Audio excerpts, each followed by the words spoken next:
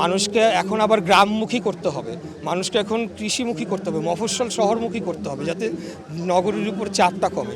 জনগণের থেকে আমরা প্রত্যাশা করি যে জনগণের প্রত্যাশা আমাদের প্রতি যেগুলো রয়েছে সেগুলো আমরা পূরণের জন্য কাজ করে যাব। আমরা চাই যে জনগণ আমাদেরকে আগামী দিনে এই রাষ্ট্র পরিচালনার জন্য সবাইকে সমানভাবে অংশগ্রহণ করতে হবে।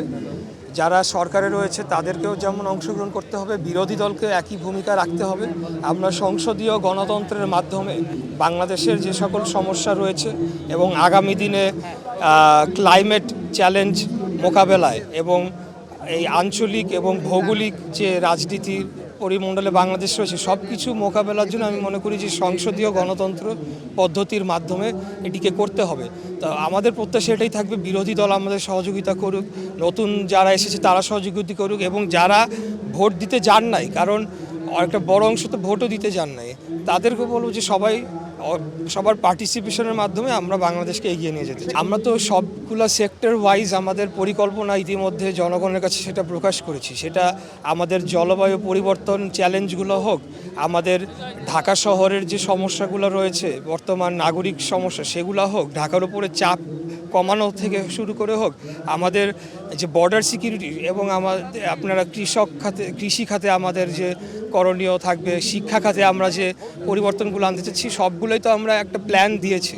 তো আমাদেরকে সময় দিতে হবে, আমরা আন্তরিকভাবে কাজ করে যাচ্ছি, চেষ্টা করে যাচ্ছি। এবং আপনি দেখেন যে ঈদ যাত্রা নিয়ে মিডিয়াতে কিন্তু এমনভাবে এটিকে তুলে ধরা হলো, অথচ আপনার যে ক্যাপাসিটি সেই অনুযায়ী তো আপনাকে চিন্তা করতে হবে। এখানে আমি মনে করি যে যথেষ্ট ভালো ম্যানেজমেন্ট হয়েছে, কারণ আমরা সময় পেয়েছে আমাদের সরকার যে সে কয়দিনের মধ্যে মিনিস্ট্রিগুলো ভালো ফাংশন করেছে। তা আমি বলবো যে আমাদেরকে এখন লং টার্ম সলিউশন নিয়ে চিন্তা করতে হবে। যেমন ঢাকার উপরে যে চাপ রয়েছে, যে পরিমাণ চাপ, এটাকে যদি কমানো না যায়, মানুষকে এখন আবার গ্রামমুখী করতে হবে, মানুষকে এখন কৃষিমুখী করতে হবে, মফস্বল শহরমুখী করতে হবে, যাতে নগরীর উপর চাপটা কমে। তো এই সমস্ত বিষয়গুলো নিয়ে আগামী দিনে আমরা কাজ করছি। খালকাটা কর্মসূচি সম্বন্ধে আপনারা সাংবাদিক আমার থেকে আরও অনেক ভালো জানবেন, টেকনিক্যাল ডিটেলস সহ।